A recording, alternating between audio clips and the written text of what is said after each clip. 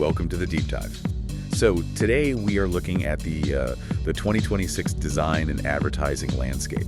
Yeah. And honestly, if you map out all the sources we've gathered for you today, they all point to this massive identity crisis in the industry. It really is. Yeah, we've got a huge stack of sources for you. We're pulling from macro search data via Google Trends, this massive 2026 creative advertising and design report. Which is incredibly detailed. Super detailed. Plus, we've got visual insights from camera industry surveys, Getty Images, Visual GPS, and finally, this grassroots thing, the Recess 2026 Creative Playbook. That playbook is fascinating because it's real hacks from working creatives. Exactly, real people on the ground. So we're going to unpack what it actually means to build a brand, design a product, or even just be a consumer trying to navigate this highly specific cultural moment. And it is a very specific moment defined by this massive underlying tension. Okay, let's unpack this. What is the tension exactly? Well, on one side, you have the inescapable reality of the algorithmic era. We are building systems and designing content for non-human, hyper-efficient AI robots. Right. But on the flip side of that exact same coin, the end user, the actual human being interacting with these designs, is just emotionally exhausted. They're deeply burnt out. So we're designing for robots and exhausted humans at the exact same time. Precisely. And in this deep dive, we're going to show you exactly how to navigate that friction.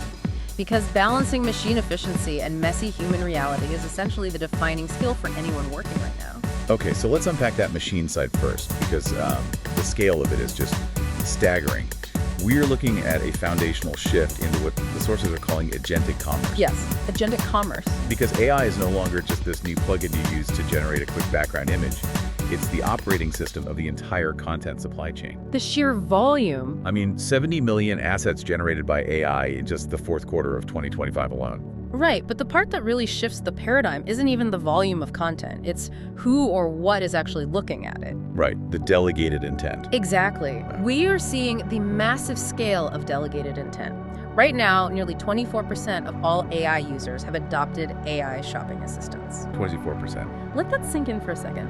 If you're a marketer or a designer, you are no longer just pitching to a human being who might be swayed by, like, a clever pun or an emotional lifestyle image. You're pitching to their delegated AI agent. You are, and that fundamentally changes the rules of the game. Wait, so if an AI is doing the shopping for me, doesn't that make traditional visual branding completely useless? Like, why spend millions perfecting a brand's color palette if a robot is the one crawling the site to buy my winter skincare? Well, it doesn't make it useless, but it forces a complete split in how a digital storefront operates. Your front end can still be beautiful and emotional for the human who eventually visits. Right. But your back end, your organic search strategy, has to morph into what we call AI-ready SEO. AI-ready SEO. Yeah. If a generative engine cannot easily interpret your brand's data, you just don't exist to it. Ambiguity is the enemy here. So what does that actually look like in practice for a website? It means websites have to be built with highly machine-readable catalogs, structured pricing, incredibly clear identity statements embedded right into the architecture. Because the AI assistant doesn't care about a poetic marketing book. Exactly. It wants structured service data. What is the product? What are the exact dimensions? What is the return policy? What is the price? And brands are taking this machine-first logic even further during the creation phase, right? By using digital twins. Oh, the digital twins, yes. Essentially, testing ad campaigns on fake simulated people before putting them out into the real world. Instead of A/B testing on 1,000 real people and waiting weeks. Right. They run predictive simulations using synthetic data. And the wild part is, these simulations are currently hitting a 94 to 95% accuracy rate compared to real-world testing. That is wild. It's just this incredibly sterile, mathematically precise way of doing business. It is. But while the machines are executing this flawless, sterile logic, the actual humans clicking by are running on pure emotional exhaustion. Oh, absolutely. The economic volatility right now has created this baseline of guaranteed uncertainty for most people. And that brings us to the human counter-reaction, which the sources call treatonomics. Or a little treat culture. It's a fascinating psychological response to macroeconomic pressure. How so? Well, think about the bigger picture for a lot of consumers, especially younger ones. Traditional, massive milestones, buying a house, retiring early, taking a month-long vacation, they feel structurally out of reach. Right, when the big goals feel impossible, you fragment your spending. Exactly. You shift your resources towards small, high-frequency indulgences. It's the classic lipstick effect, but just on steroids for the modern era. The data points out that 36% of consumers are actually willing to go into short-term debt just to secure these small pleasures. Because it provides a localized locus of control. You can't control the housing market, but you can control buying a beautifully designed $50 artisanal coffee syrup. It gives you that hit of optimism. Yes, precision and optimism without the crushing pressure of a 30-year mortgage. So when you look at how designers are responding to this anxiety, we see two distinct movements emerging to comfort these exhausted consumers. The first one you mentioned was Guardian Design. Right. Guardian Design is essentially lifestyle products acting as emotional support systems. Wearable armor. Pretty much. We're seeing a huge surge in modular bags with integrated tech attachments, heavy-duty straps, highly compartmentalized structures. Stuff that makes you feel physically protected and organized. Fully in control when you step out into an unpredictable urban environment. And then the second response is almost the exact opposite vibe. Yeah. Cute tech. I love the cute tech trend. For the last decade, tech hardware has been so cold. Ultra minimalist, brushed aluminum, featureless glass. But consumers are actively rejecting that now. They want technology to feel playful. We're seeing a significant rise in chunky forms, bold color blocking, toy-like aesthetics. The Retrospect and Miffy collaboration is a perfect case study. Where they took standard cameras and reimagined them as cheerful, nostalgic collectibles. Exactly. By humanizing the hardware, it invites curiosity. Nostalgia is an incredibly powerful psychological tool for creating safety. If a device looks like something you played with in 1998, it fundamentally cannot feel like a threat to your privacy. It softens the edges of the technology we're forced to live with. It really does. And that deep desire for a softer, more human touch brings us to what I think is the most visually striking trend in the data, the visual rebellion of 2026. The push for the perfectly imperfect. Yes. If you look at the photography surveys from Aftershoot and Getty Images, audiences are just demanding reality again. It's a direct immune response. Think about the last few years. First, the hyper-edited perfection of the Instagram era. Then, the internet was flooded with perfectly symmetrical, plastic-looking AI-generated imagery. What everyone just calls AI slop now. Right, AI slop. Audiences have developed this incredibly sharp, almost subconscious instinct for detecting that manufactured sheen. So photographers are adapting by completely abandoning traditional technical standards. Perfect sharpness, flawless studio lighting that's taking a back seat. The priority now is emotional honesty. Unposed expressions, light leaks, motion blur, heavy film grain. Candid, documentary-style shots are vastly outperforming pristine studio photography across almost every engagement metric. There's a quote in the sources from Fran Ortiz, a destination wedding photographer, that just perfectly captures this. They said, "What's coming is more humanity and less posture. Unfocused photos that pinch you, tears that don't get retouched, photography that feels like a memory already lived." That is a profound way to look at it. It completely redefines what makes an image valuable. It's not about the clarity of the pixels, it's about the depth of empathy. But okay, let's play devil's advocate on the business side. If the market wants raw, human imperfection, is the AI bubble dead for working photographers? Are we throwing the algorithms out? Not at all. AI hasn't disappeared. Its role has just shifted behind the scenes. It's now viewed as a creative collaborator, not a primary creator.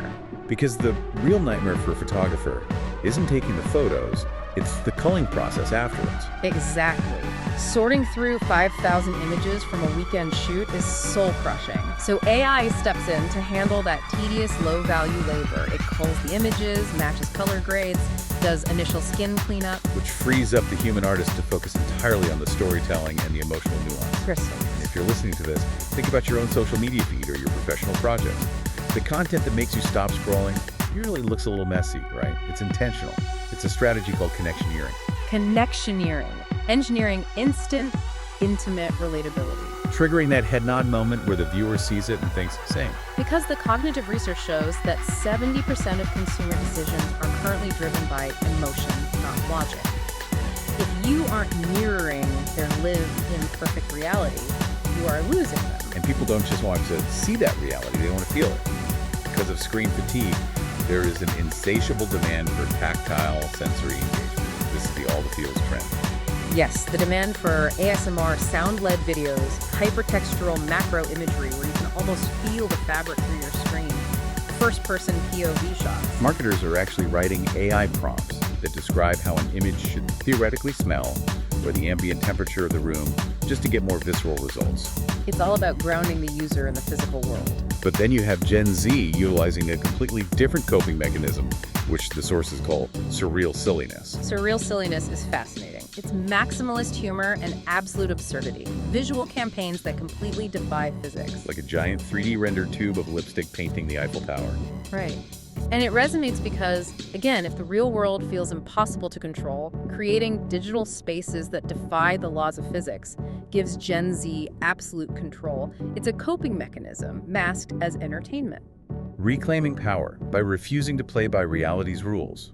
And the colors we're using to paint these surreal realities are shifting dramatically too. The era of minimalist monochromes is fading. Color psychology right now is hyper-focused on ecological sustainability and mental well-being. Transformative teal is the 2026 color of the year, which is this blend of blue and green for a planet-first mindset. But we're also seeing these soft tech palettes. Digital Lavender 2.0 and Soft Butter Yellow. To lower cognitive load. Exactly. They act as soft friction. When you open an app bathed in Soft Butter Yellow, it feels more approachable, less demanding than a stark white screen. Which is critical for health and fintech apps, right? Yeah. When you're looking at your medical data or an investment portfolio, you need that visual trust. You need signaling that says rest. But because this year is defined by contradictions, right next to Butter Yellow, we have the surveillance aesthetic. The gritty cyberpunk look. Pixelated textures, security camera overlays. It takes Gen Z's persistent anxieties about privacy and turns them into high art. Aesthetics mirroring cultural anxieties perfectly. But we should also mention that this sensory engagement isn't just visual. The sonic frontier is huge right now. Yes, sonic DNA. The end of O-chord anarchy. I love that phrase. We've all walked into a retail store where the staff is playing their own random Spotify playlist that totally ruins the brand's vibe. Brands are putting a hard stop to that. They're moving to centralized brand soundscapes, but with local nuances. Right, so a global brand might have a master auditory architecture, a specific tempo or signature instrument, but the location in New York might incorporate elements of plum beat. Which is that atmospheric blend of trap beats and 90s R&B. Exactly. While a store in London might lean heavily into Afrofuturism, it ensures the customer experiences the exact same psychological brand identity, but it feels authentically tailored to the neighborhood. And wrapping up the macro trends, we have to touch on immersive commerce, specifically augmented reality. AR is no longer a gimmick. It is driving massive business ROI. Because it solves real logistical problems. E-commerce returns are a multi-billion-dollar headache. But tools like Nike Fit's AR sizing have reduced return rates by up to 30%. And Sephora's virtual artist boosted purchase confidence by 80%. Proving that immersive design isn't just artistic, it drives conversion. Okay, so we've covered the macro shifts. We know why AI-ready SEO is critical. We understand treatonomics, perfectly imperfect photography, soft butter yellow, AR. The big question is how working professionals are actually executing this without burning out. Which brings us to the Recess 2026 Creative Playbook. This is where we get into the practical application. How creatives from 20 different countries are actually getting work done. And their focus is largely on integrating AI seamlessly without losing their minds to context switching. Let's talk about the ideation phase first. They highlight the Crazy 8 method for rapid ideation. Folding a piece of paper into 8 sections and sketching 8 ideas in 8 minutes. And there's another brilliant hack for brain dumping. Taking a massive A2 piece of paper, folding it into tiny boxes, and just getting every overwhelming thought out of your head before you even touch a digital calendar. It's about bypassing the screen during the most vulnerable parts of the creative process. Speaking of screens, the digital workflow hacks are amazing. A lot of creatives are abandoning traditional browsers for tools like the Arc browser. Because Arc lets you silo different clients and chaotic reference materials into entirely separate workspaces. You aren't staring at 60 open tabs. It eliminates context switching fatigue.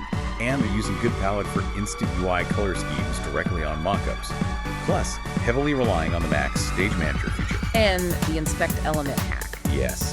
Instead of using color pickers, just right-clicking a website you admire, hitting Inspect Element, and grabbing the exact text codes or typography directly from the live code. It provides instant validation.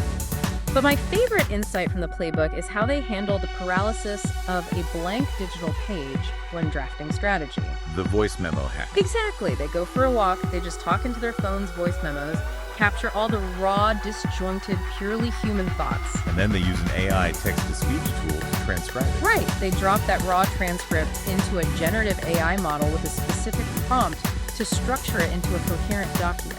It perfectly captures the whole dynamic we've been talking about. Yeah. You provide the raw, messy human insight, and you delegate the tedious structuring to the machine. It's brilliant. The playbook also gets real about maintaining sanity.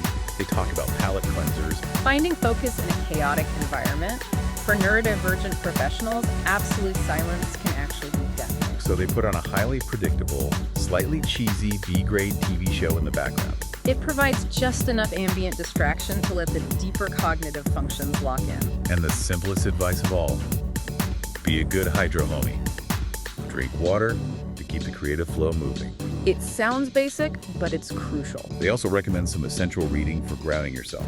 Steal like an artist. The Creative Act, made to stick. Reminders that while the tools change, human creativity stays constant. Which is a great way to summarize everything. It really is. We've gone from optimizing catalogs for AI shopping agents to soothing human anxiety with Guardian design and cute tech, embracing motion blur, navigating surreal silliness, and managing it all with browser hacks. And if you take one thing away from this deep dive, it's that your superpower in 2026 is balancing this tension. If you only optimize for machines, your brand becomes sterile. But if you ignore the algorithms for pure analog art, you become invisible. You have to walk that tightrope. Yeah. But I want to leave you with one final lingering question to explore on your own. We've seen that humans are currently demanding perfectly imperfect analog aesthetics to rebel against AI slop. The film grain, the unposed expressions. Right. But what happens when generative AI models are simply trained to perfectly mimic our human flaws? What happens when those models learn to replicate our awkward pauses, our asymmetrical smiles, our unretouched tears? In a few years, when the messy human look can be generated with a single click, how will we prove our humanity then? Wow. Something to think about. Thank you for joining us on this deep dive.